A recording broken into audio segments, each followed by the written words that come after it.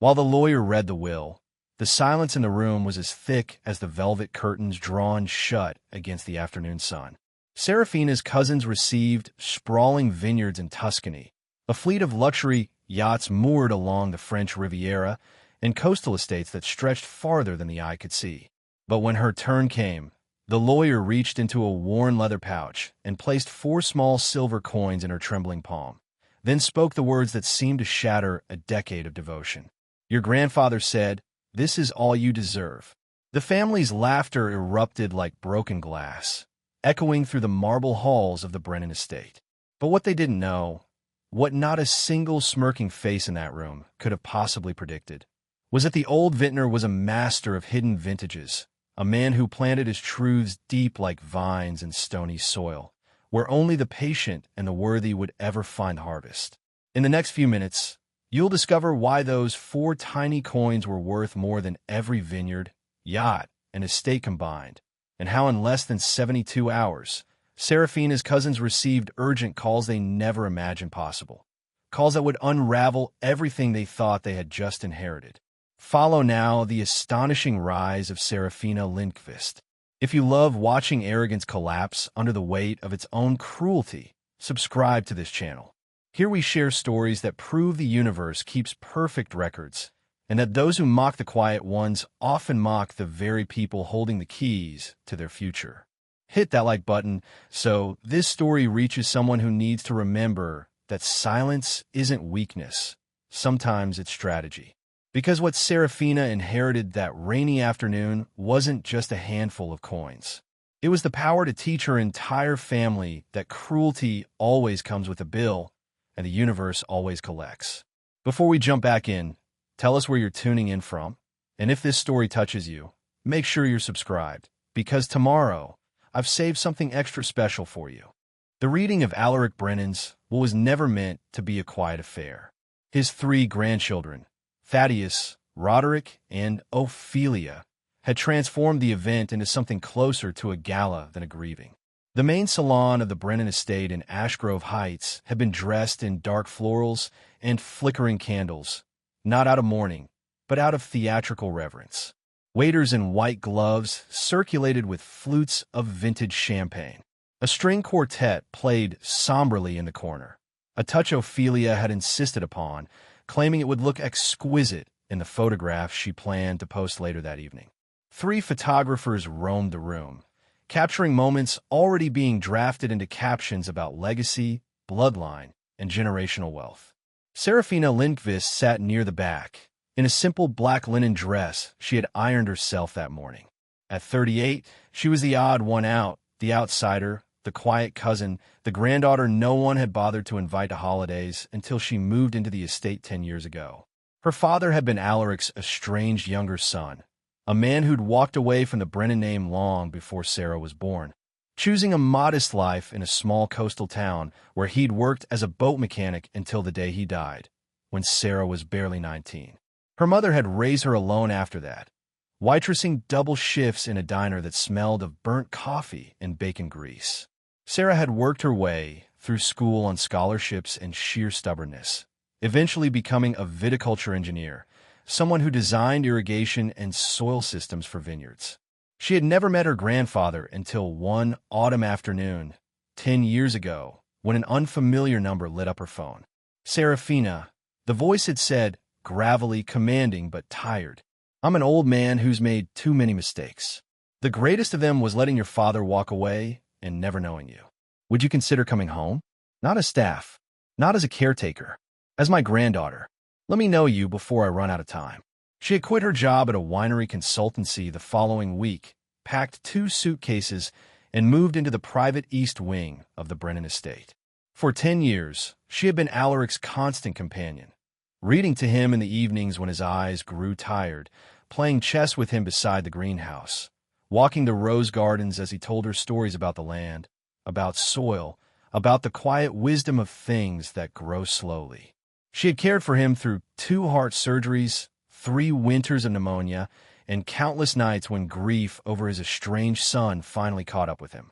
She had loved him, genuinely, completely, without a single thought about his money. When Alaric passed peacefully in his sleep 3 weeks ago at the age of 89, Sera had grieved like a woman who'd lost her entire world.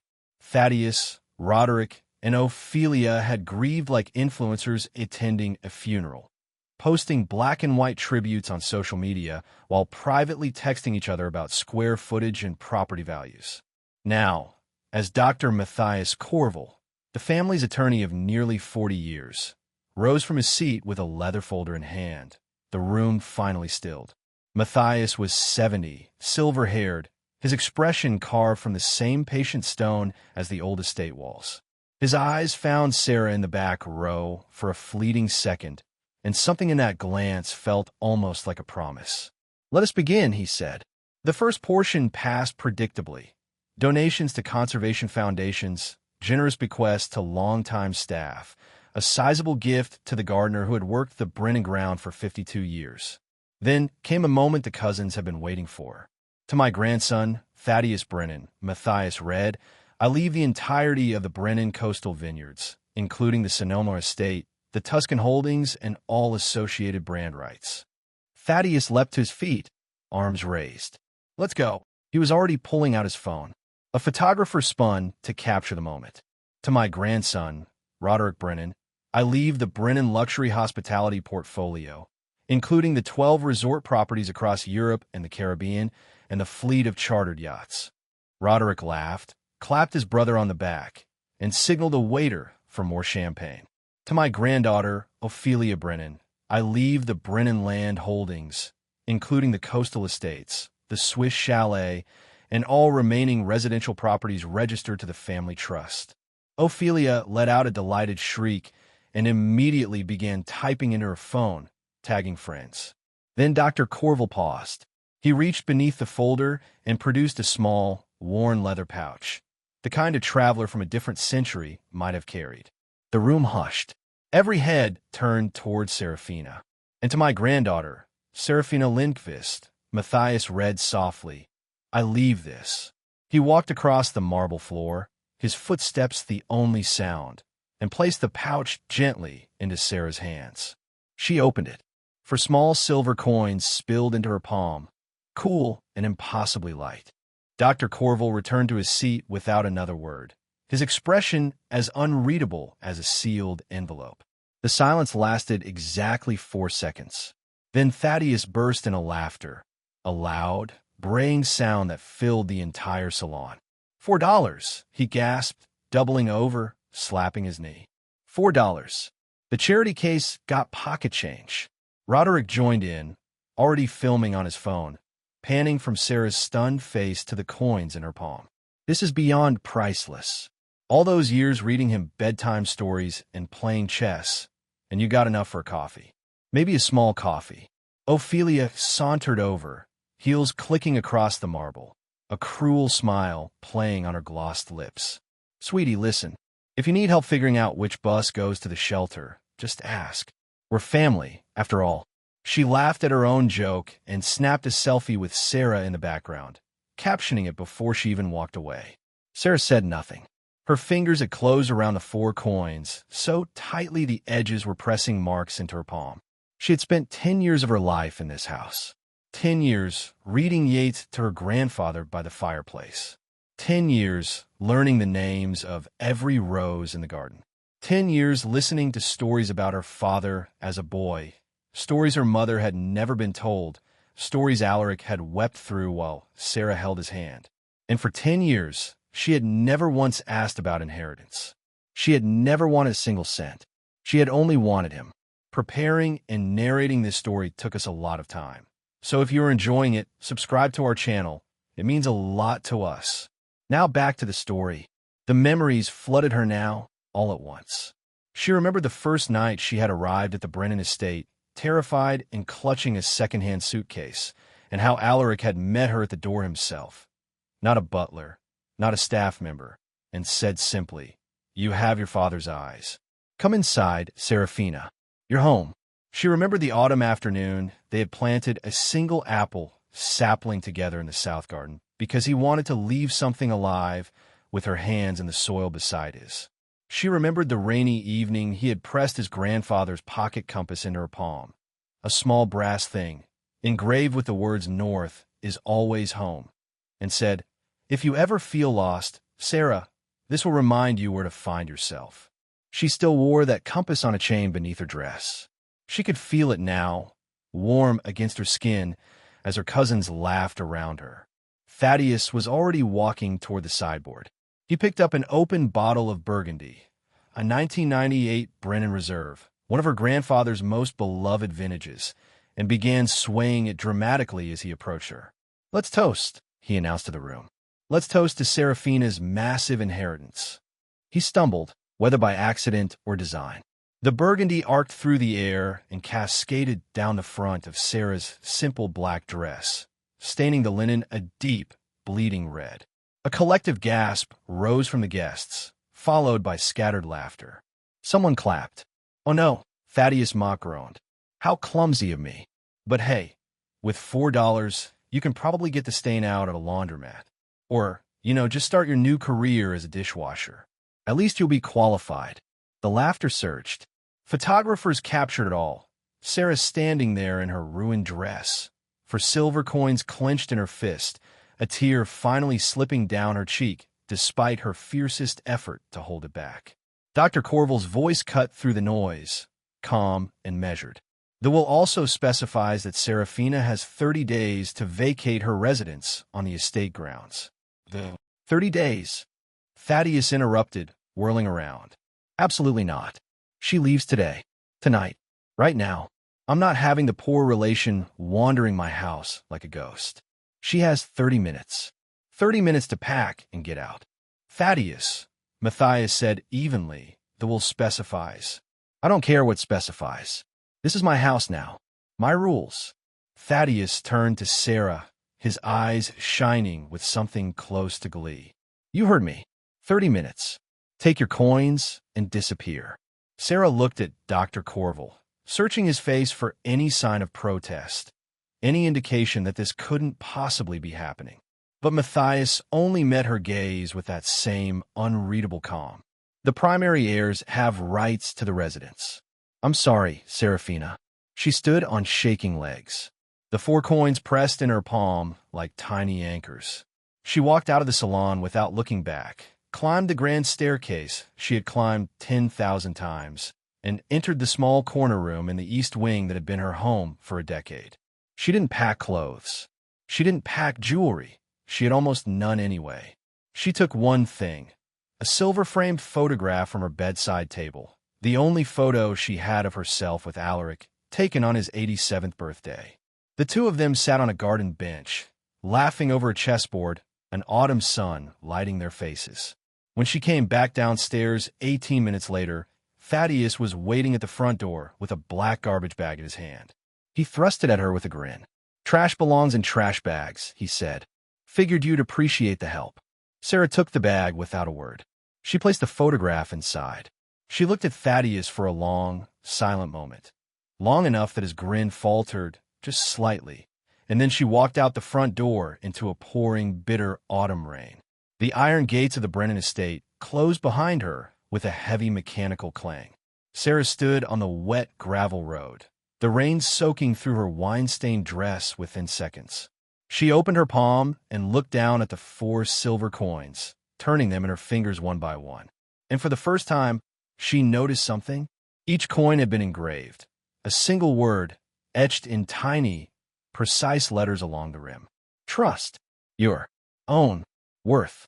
She read them 3 times, her tears mixing with the rain. Then, from somewhere behind her, a voice spoke softly. "Miss Lindqvist." She turned. Dr. Matthias Corville was standing beneath a black umbrella, a faint, knowing smile finally breaking across his weathered face. "Your grandfather," he said, "was never a man who gave charity. He gave destinies. Please, come with me." Dr. Corville's car was a classic Jaguar, deep forest green and impossibly well-preserved, its leather seats warm from the heater. Sera slid into the passenger side, still clutching the trash bag and the 4 coins, her soaked hair dripping onto the dashboard. She didn't speak for the first few miles. She couldn't. The grief had finally broken through, and she wept quietly into her hands while the wipers beat a slow rhythm against the rain. "I don't understand," she finally whispered. "Why would he do this to me? I loved him. I thought he loved me back." "He did," Matthias said, his voice gentle but certain. "More than any of those people in that room will ever comprehend." "Then why?" "Patience, Miss Lindqvist." He glanced at her with the faintest trace of a smile. "Your grandfather was a winemaker at his core, and winemakers understand something most people never learn. Tell me, how long does it take to grow a great vintage?" She wiped her eyes. "Years, sometimes decades. And how long to ruin one? A single careless afternoon." "Exactly." His hands were steady on the wheel as the car climbed onto the highway. "Your grandfather planned this for 10 years.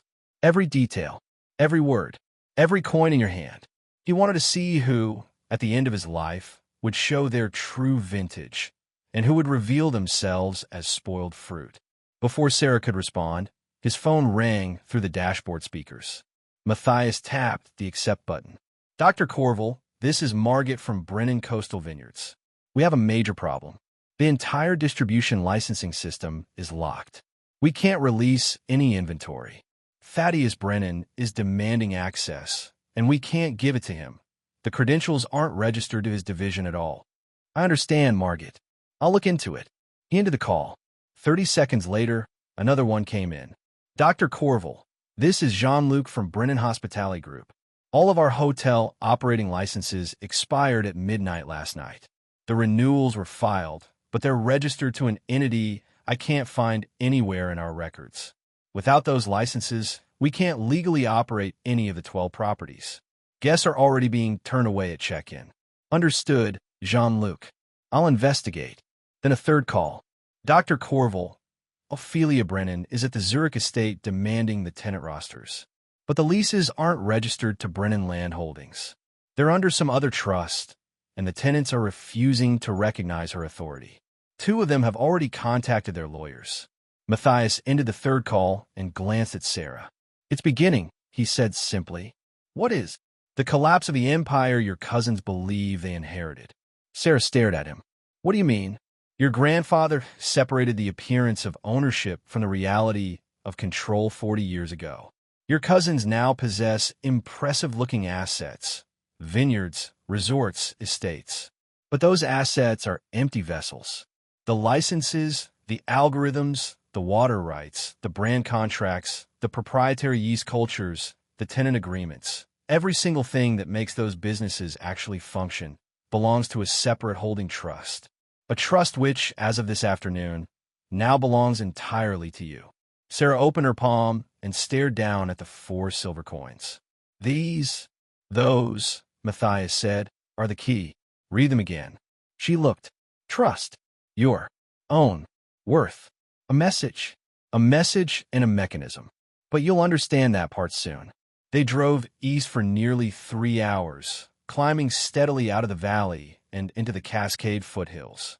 The rain eased, then stopped altogether as they crossed into higher elevation, and the setting sun broke through the clouds in long golden shafts that set the autumn forest ablaze in red and amber. Sera had lived her whole adult life within 100 miles of here, but she had never once taken this road. She hadn't even known it existed. Finally, Matthias turned onto an unmarked gravel lane that wound through a dense corridor of pines. They drove another 15 minutes before the forest suddenly opened, and Sera gasped audibly. Spread before her, bathed in the last gold of the dying sun, was a vineyard. But not just any vineyard. Terraced rows of grapevines cascaded down the mountainside in perfect, ancient geometry, hundreds of acres of them, their leaves flame red with autumn. At the crown of the property stood a mansion of pale river stone, 3 stories tall, with a slate roof and arched windows that glowed warmly from within. Beyond it, a stone winery building stretched along the ridgeline, and below, a chapel-sized barrel cellar was half-carved into the mountain itself. Gardens, greenhouses, a small lake, it was a world hidden in a fold of the earth. "This," Matthias said quietly, "is Montclair's Summit Vineyard. It does not appear on any public map. It pays no public taxes under the Brennan name. Your grandfather purchased this land 42 years ago through a private conservation trust. He has maintained it, in secret, for decades. Waiting. For you. For me. Read the coin, Miss Lindqvist. Trust your own worth. He left you a test this afternoon. You passed it the moment you walked out of that house with your head still lifted. They pulled up beneath a stone portico at the mansion's entrance. The massive oak doors opened before the engine even stilled, and a woman stepped out, elegant, in her mid-60s, with silver-streaked black hair pinned into a loose knot, wearing a simple linen wrap the color of river clay. Her eyes, deep brown and calm as still water, settled directly on Sera with a look of something close to recognition. Miss Lindqvist, the woman said, her voice warm and low. Welcome home. My name is Isadora Blackwood. I have tended this estate for 31 years, and I have been waiting every single one of them, just for you. Sera stepped out of the Jaguar on unsteady legs, still holding the garbage bag with her grandfather's photograph inside, the 4 silver coins clenched in her other fist. The mountain air smelled of wood smoke, crushed grape skins, and pine, a scent so achingly beautiful it nearly made her cry again. Come inside, child, Isadora said softly. You're soaked to the bone, and there is much you need to see before this night ends. The interior of the Montclair mansion took Sera's breath away. Unlike the cold marble opulence of the Brennan estate, this place felt lived in. Ancient oak beams across the ceilings, thick wool rugs layered over stone floors, a fire crackling in a great hearth of rough river rock. The air smelled faintly of cedar and old books. Everywhere Sera looked, there were small personal touches, a chess set mid-game on a side table, a pair of reading glasses resting on a stack of poetry, a half-finished needlepoint in a basket near the fire. Isadora led them through the entrance hall into a vast library with a vaulted ceiling. Sera froze in the doorway. The walls were covered in photographs. Hundreds of them. All of her. Photographs she had never seen before. Her, as a toddler on a tricycle, taken from what must have been a distance with a telephoto lens. Her high school graduation, standing alone in her gown because her mother had been working a double shift. Her first day at the viticulture consultancy, taken from across a parking lot. And then, after she had moved into the Brennan estate, 10 years of photographs. Her laughing with Alaric over the chessboard. Her reading beside the fireplace. Her kneeling in the rose garden, pruning. Her sleeping in a chair at his bedside during one of his hospital stays. He had you watched, Sera whispered, but not with fear. With something closer to wonder. He had you loved, Isadora corrected gently. From afar, for all the years he believed he had lost you. And up close for every year after. He spent hours in this room, Miss Lindqvist, talking about you, planning for you, writing letters he never sent. This room was his confessional, and you were the absolution he prayed for. Sera walked slowly along the wall, her fingertips brushing the frames. She was crying again, but quietly now, without shame. Dr. Corville stepped forward and cleared his throat softly. Seraphina, there is something you need to do tonight. Something your grandfather designed specifically for this moment. He led her to the center of the library, where a massive reading table stood carved from a single slab of dark basalt, polished to a mirror gleam. In the very center of the table, 4 small circular indentations had been cut into the stone, arranged in a perfect diamond, each one the exact size of a silver coin. Place them, Matthias said quietly. In the order the words form the message. Sera opened her palm and looked at the 4 coins. Trust. Your own worth. Her hands trembled as she set each coin into its indentation, one by one, in the correct order. Trust. Your own worth. For a long moment, nothing happened. Then 4 tiny mechanical clicks sounded from within the table. Sera felt 4-minute pinpricks, one on each fingertip that had touched a coin. The table had drawn microscopic blood samples. Somewhere deep beneath her feet, machinery hummed to life. And then, with a low stone-on-stone grind, the entire basalt table split into 4 triangular segments and slid outward, revealing a stone staircase descending into soft amber light below. Welcome, Miss Lindqvist, Isadora said, her voice reverent, to the true heart of Montclair. Sera descended slowly, Matthias and Isadora following. The staircase was carved directly from the mountain itself, the walls cool and faintly damp, illuminated by recessed lighting that activated automatically as they passed. She counted the flights, 2, 3, for levels beneath the mansion. At the bottom, they reached a massive steel door with a biometric reader glowing a soft blue. Matthias gestured to her. Your fingerprints, retinal pattern, and DNA were entered into the system 8 months ago. You'll remember the health screening your grandfather insisted you have. Sera did remember. Alaric had been so insistent, so specific: blood work, retinal scans, fingerprinting for medical records. She had thought it was old man anxiety. She placed her hand on the reader. It glowed green. The steel door released with a deep pneumatic hiss and swung inward. Sera stepped forward and stopped. She was standing at the edge of an enormous vaulted chamber carved into the mountain, easily 10,000 square feet of polished stone and warm wood. Along one wall, hundreds of oak wine barrels rested in perfect rows. Brennan family reserves dating back 7 decades, each one labeled, dated, and cataloged. Along the opposite wall, an entire command center glowed with soft light. Dozens of sleek monitors displayed real-time data, vineyard yields from properties around the world, hotel occupancy rates at every Brennan resort, wine distribution flows, licensing renewals, tenant registries, satellite maps of conservation land.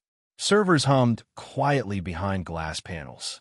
A man rose from the central workstation, tall, lean, his salt and pepper hair cropped short, wearing a charcoal sweater and dark jeans. His eyes, a striking pale gray, found hers immediately, and he gave a small, respectful nod. Miss Lindqvist, I'm Henrik Vosberg. I've served as Director of Operations for the Brennan Vintner Trust for the past 15 years. Your grandfather and I worked together nearly every day of that time. It is the honor of my life to finally meet you. Sera could barely form words. All of this, she whispered, is mine. Henrik smiled, a slow, warm smile. Every vine, every barrel, every license, every contract. Your cousins inherited the picture frames, Miss Lindqvist. You inherited the paintings. For the next 3 months, Seraphina Lindqvist became a student again. Not in a classroom, but deep inside a mountain. Every morning before sunrise, she descended the stone staircase beneath the library into what Henrik had begun calling, with dry affection, the cellar. She would emerge hours later, sometimes not until the mountain stars were already out, her mind buzzing with contracts, algorithms, regulations, yields, an impossibly vast scope of what her grandfather had quietly built. Isadora had arranged a bedroom for her in the east wing of the mansion, a bright, simple room with arched windows overlooking the terrace vines and a small writing desk that had belonged to Alaric as a young man. Sera slept there that first night in a borrowed cotton nightgown, clutching the silver-framed photograph to her chest. In the morning, she found a full wardrobe had been discreetly arranged in the closet. Her sizes, her colors, her style, down to the kind of simple leather boots she had always preferred. A note on the dresser read, in her grandfather's careful handwriting, I have been preparing your return for a long time. Wear what makes you feel like yourself. That is the only woman this estate needs. Hey, she cried for an hour that morning. Then she dried her eyes, dressed, and went down to meet Henrik. The Brennan Empire, she quickly discovered, was breathtaking in its architecture, and she didn't mean the buildings. Her grandfather had been a structural genius. 40 years ago, he had quietly separated every operational asset of his empire into a private holding trust. The vineyards her cousin Thaddeus had inherited produced wine, yes, but the proprietary yeast strains that gave Brennan wines their distinctive character, the soil analytics system, the distribution licenses, the international trademark rights, and the famous Brennan Wine Club customer database were all owned by the Montclair Trust. Without them, Thaddeus owned land and grapes. Nothing more. Roderick's hospitality portfolio was even more precarious. He had inherited 12 beautiful hotels and a yacht fleet, but the operating licenses, the booking platform software, the brand partnerships, and the contracts with the luxury staffing agencies were all held by Montclair. His hotels could not legally check in a guest. His yachts could not legally leave port. Ophelia's land holdings were equally hollow. She owned the deeds to the estates, but every tenant lease, every development right, every water permit, and every conservation easement, the things that made those properties actually worth something, belonged to Montclair. She could not collect rent. She could not sell. She could not build. Your grandfather used to say that most rich men confuse having with controlling, Henrik told her one afternoon as they walked through the barrel cellar. He said real power isn't in owning the bottle. It's in owning the recipe. Sera, with her engineering mind, absorbed it all like dry soil drinking the first rain. She understood systems. She understood how pieces fit together, where pressure points lived, where a single missing component could collapse the entire structure. Within 6 weeks, she could read the operational dashboards faster than Henrik. Within 10, she was suggesting improvements to the yeast culture logistics that saved the trust nearly $2 million in the first quarter alone. You are your grandfather's granddaughter in every way that matters, Henrik told her one evening, and Sera felt the words settle into her chest like a warm coal. Meanwhile, her cousins were drowning. Isadora brought her the news clippings every morning, laid neatly on a silver tray beside her tea. Sera read them without pleasure, but without pity either. Thaddeus had fired 3 vineyard managers in 2 months, convinced they were sabotaging him. He couldn't understand why no distributor would accept his product, why every shipment came back rejected, why the Brennan Wine Club had mysteriously canceled every subscription in its database, why even the bottles already on store shelves were being pulled for trademark irregularities. He was burning through $7 million a month, trying to keep the vineyard staffed and the grapes from rotting on the vines. Roderick was worse. His 12 hotels sat empty. No reservation system would interface with them. No staffing agency would send workers. 2 of his resort managers had quit in the first week, citing unpaid wages. A lawsuit from a luxury concierge firm for breach of contract had already been filed. He had taken on $12 million in emergency bridge loans at catastrophic interest rates, just to make his first month of payroll. Ophelia had gone to court 3 times in 8 weeks, trying to assert her authority over tenants and developers, and lost every time. The legal structure of the trust, drafted 40 years ago, was airtight. She was now personally $16 million in debt, having borrowed against her inherited estates to maintain the lifestyle she believed her inheritance entitled her to, only to discover, too late, that she could not actually use those estates in any meaningful way. "They've been calling this office, you know," Henrik said one afternoon, setting down a thick printout of call logs. "All 3 of them, demanding meetings, demanding explanations. I've been telling them the principal of the Montclair Trust is unavailable." Sera picked up the printout and scanned it. Dozens of calls, voicemails ranging from desperate to furious. "How long can they last?" she asked. "At the rate they're burning cash? Another 8 weeks. Maybe 10. Then it's bankruptcy." Sera set the printout down and walked to the window. The vineyard stretched out below her, quiet and patient, the vines already being pruned for winter dormancy. Somewhere deep in her chest, she felt her grandfather's presence. The same quiet patience, the same long view. "I don't want them to die financially, Henrik," she said softly. "I want them to understand." She turned, her pale eyes catching the afternoon light. "And I think it's time we started preparing for that conversation." Sera's plan took shape over a single weekend, drafted late at night by the library fire with Henrik, Dr. Corville, and Isadora gathered around her. She had thought about it for weeks. She had lived with the weight of it. And when she finally laid it out, it was so clean and so elegant that Matthias actually smiled. The first genuine smile she had seen cross his weathered face in months. "I don't want to buy their companies," she said, tracing a finger along the edge of her teacup. "Their companies are worthless without the trust. Empty vessels. What I want to buy is their debt." Henrik raised an eyebrow. "All of it. Every dollar. Every loan. Every line of credit. Every bridge, financing deal. Every vendor invoice they've let go unpaid. I want Montclair, through intermediary shell companies so it can't be traced, to quietly become the sole creditor of Thaddeus Brennan, Roderick Brennan, and Ophelia Brennan. Every person they owe money to, I want to own that debt instead. Dr. Corville nodded slowly. Creditors right now are panicking. They know the Brennan heirs are in free fall. They'd happily sell that debt at a small discount just to get it off their books. It's doable. It's also legally spotless. And when the debts come due, Sera continued, I want to be the one sitting across the table when they finally get the meeting they've been begging for. I want them to understand, completely without ambiguity, that the person they humiliated with a garbage bag is the person who now holds every string attached to their futures. Isadora, who had been quietly pouring tea, looked up with an expression of deep approval. Your grandfather would weep with pride, she said softly. This is exactly how he would have done it. Begin, Sera said. Over the next 6 weeks, the quiet machinery of Montclair went to work. Henrik assembled a network of 7 shell companies, each one legally distinct, each one buying up Brennan debt from banks, private lenders, and vendors at slightly above market rate. Creditors, relieved to offload the increasingly risky paper, sold without asking questions. By the end of the 6th week, every significant loan carried by Thaddeus, Roderick, and Ophelia Brennan was held by an entity ultimately owned by Sera. And during those same 6 weeks, Sera herself was changing. She noticed it first in small things. The way she now stood during her morning video meetings with the Montclair executive team.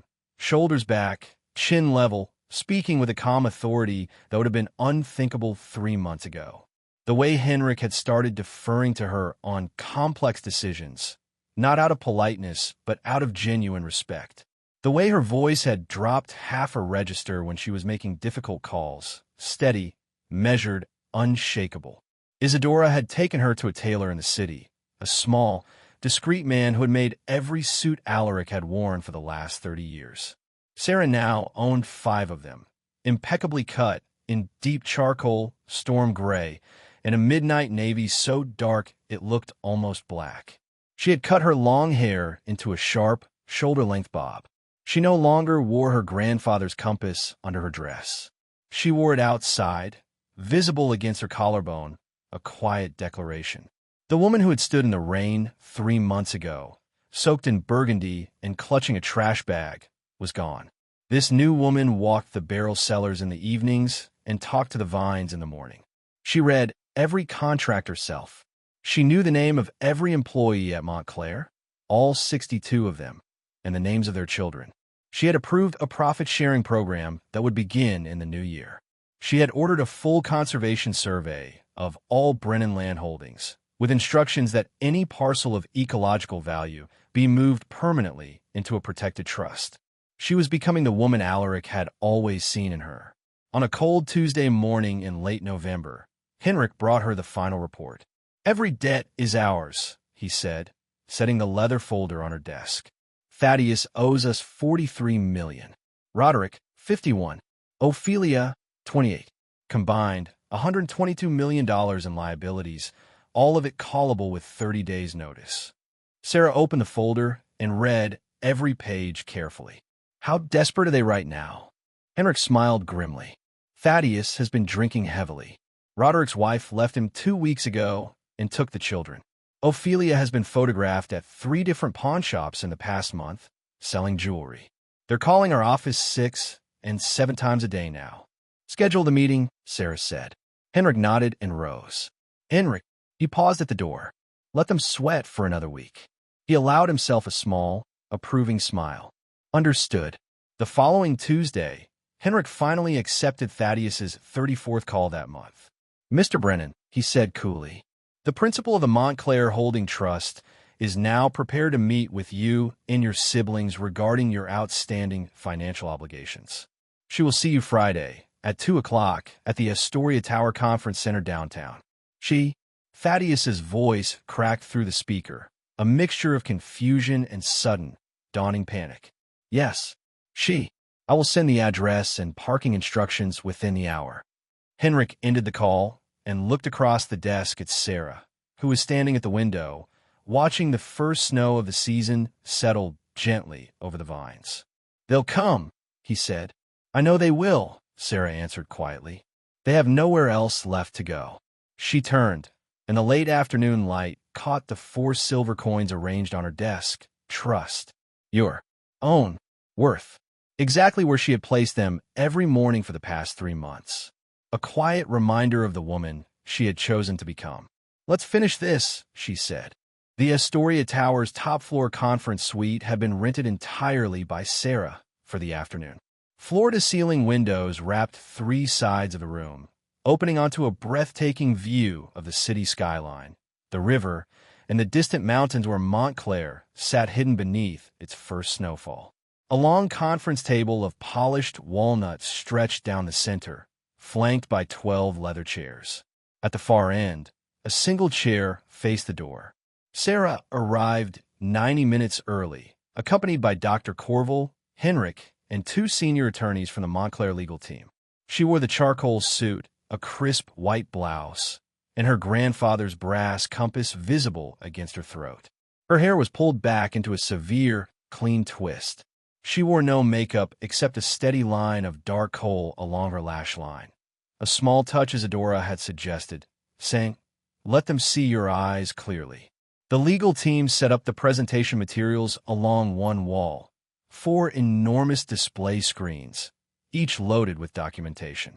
Corporate structure charts, debt ledgers, licensing agreements, and, in the far corner, a final screen displaying what looked like a collection of social media posts, dimmed but visible. At exactly 1:55, the receptionist downstairs buzzed. "Miss Lindqvist, your guests have arrived. Send them up." Sera turned her high-backed chair to face the window, her back to the door. She heard the elevator chime, heard 3 sets of footsteps, heard the door swing open. Finally came Thaddeus's voice, still arrogant, though audibly thinner than she remembered. "Whoever this woman is, she has been dodging us for months. I hope she's prepared to." He stopped. Sera imagined he had just seen Dr. Corville sitting at the head of the table. "Matthias." Thaddeus's voice sharpened. "What the hell are you doing here?" "I represent the principal of the Montclair Holding Trust," Matthias said evenly. "Please, take your seats." Chairs scraped. The siblings sat. Silence settled, and slowly, theatrically, Sera rotated her chair to face them. The expressions on her cousins' faces made every long night of the past 3 months worth it. Thaddeus's mouth fell open. He looked like a man who had just taken a physical blow. Roderick made a small, involuntary sound, a choked inhale that was almost a laugh, almost a sob. Ophelia's face drained entirely of color, her perfectly manicured hands flying to her throat. "Hello, Thaddeus." "Roderick." "Ophelia." Sera's voice was calm, measured, pleasant. "Thank you for coming." "This is a joke," Thaddeus finally managed. You can't be. You had $4. You left with a trash bag." "I did," Sera agreed. "Those 4 coins turn out to be rather more valuable than any of you assumed. They were the verification key to the Montclair Holding Trust, the entity that, as it happens, owns and controls every functional component of the businesses you 3 inherited. Which is why, for the past 3 months, nothing you've tried to do has worked." She rose slowly from her chair and walked toward the display screens. "Let me take a moment to explain what you actually inherited." The charts populated behind her. "Thaddeus, you received Brennan coastal vineyards. Beautiful vineyards. Spectacular grapes. What you did not receive were the proprietary yeast cultures that make Brennan wines distinct, the international trademark rights, the distribution licensing, or the customer database. Those belong to Montclair, which means you own land and fruit. Nothing more." Thaddeus's jaw clenched, but he said nothing. "Roderick, you received the hospitality portfolio. 12 hotels, a yacht fleet. What you did not receive were the operating licenses, the booking platform, the brand partnerships, or the staffing contracts. Your hotels have not been able to legally check in a single guest since the will was read." Roderick's face had gone ashen. "Ophelia, you received the land holdings, deeds and titles. What you did not receive were the tenant leases, the development rights, the water permits, or the conservation easements. You own empty geography." "This is illegal," Thaddeus said, finding his voice. "This has to be fraud." "It is entirely legal. Dr. Corville said from behind Sera. Alaric Brennan structured these entities over 40 years ago, long before any of you entered the business. Every document is properly filed, registered, and indisputable. Sera turned back toward her cousins. And just to clarify one more thing, she said softly, and the final screen in the corner brightened. Thaddeus's Instagram post. Some people are born to lead. Others are born to clean up. Hashtag know your place. Hashtag inheritance. Roderick's tweet, $4 for the charity case. Maybe she can buy a bus ticket out of our lives. Faced with tears of joy. Ophelia's story. A photograph of Sera soaked in wine. Captioned, when poor relatives try to crash a family moment. Humiliation is hereditary, apparently. The room went completely, suffocatingly silent. This is how you treated family, Sera said, her voice dropping nearly to a whisper. So forgive me if I am not particularly motivated by blood ties today. Henrik stepped forward and placed 3 folders on the table. These are formal calls on every loan each of you has taken in the past 6 months. Every bank loan, every private line of credit, every vendor debt. All of it was quietly acquired over the past 8 weeks by intermediary entities, all of which are wholly owned by Miss Lindqvist. You owe her combined $122 million, due in 30 days. Ophelia, was crying now, silent tears streaming down her face. Sera reached in her pocket and placed 3 silver coins on the conference table, one in front of each cousin. $1 each, she said softly. That is my offer for your entire inherited portfolios. The same denomination your grandfather gave me. Take it, and walk away with your debts forgiven. Refuse, and face full foreclosure within a month. You have until Friday to decide. She picked up her folder and walked toward the door. At the threshold, she paused. Oh, and in 30 days, Montclair will hold a public press conference announcing the restructuring of the entire Brennan business empire. You are welcome to attend. I think you'll find it educational. The 30 days passed like falling leaves. Thaddeus fought first, as Sera had known he would. He hired the most expensive litigation team in the state, convinced he could find a crack in the legal structure his grandfather had spent 4 decades perfecting. He could not.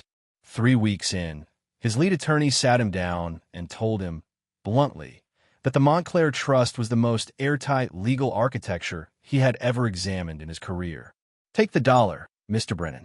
It's better than nothing, which is what you'll have in 40 days. Roderick tried to negotiate. He sent intermediaries. He offered partnerships, profit-sharing structures, silent ownership arrangements, anything to avoid the humiliation of selling his empire for a single dollar.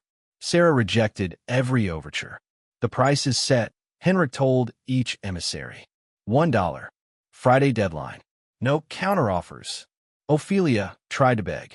She drove to Montclair, somehow having discovered the location, and stood at the gates in the cold, screaming Sera's name for nearly 2 hours.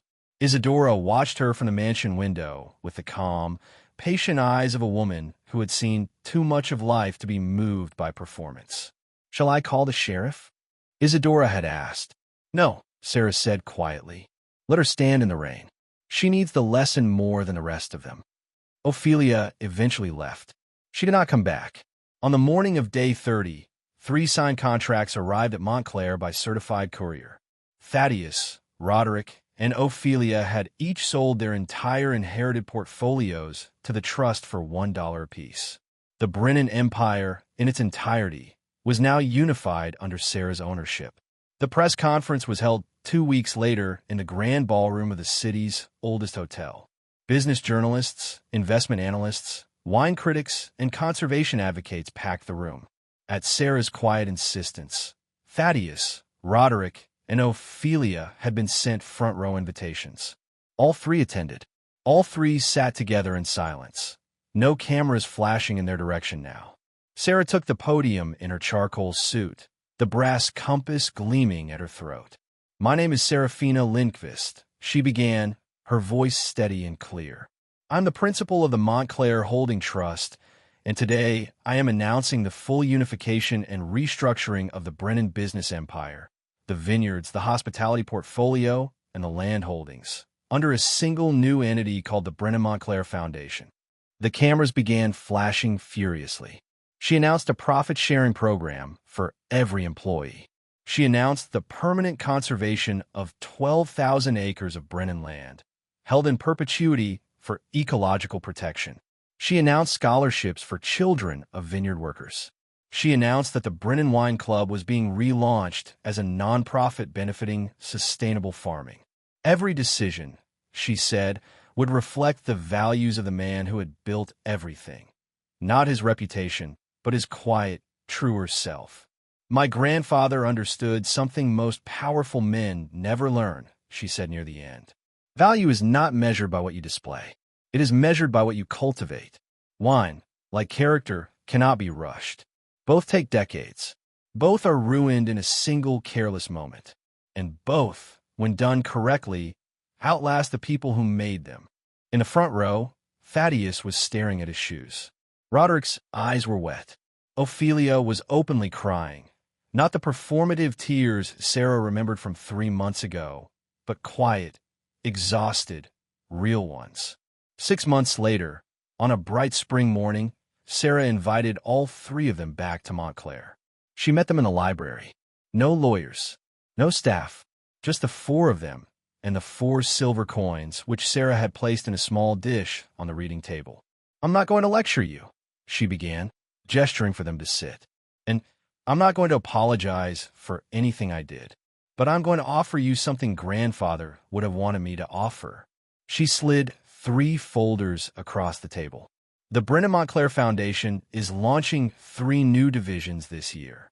A sustainable vineyard research program, a hospitality apprenticeship initiative for underserved youth, and a land restoration division focused on returning depleted soil to working farmland. Each division needs a director. The pay is modest. There is no signing bonus.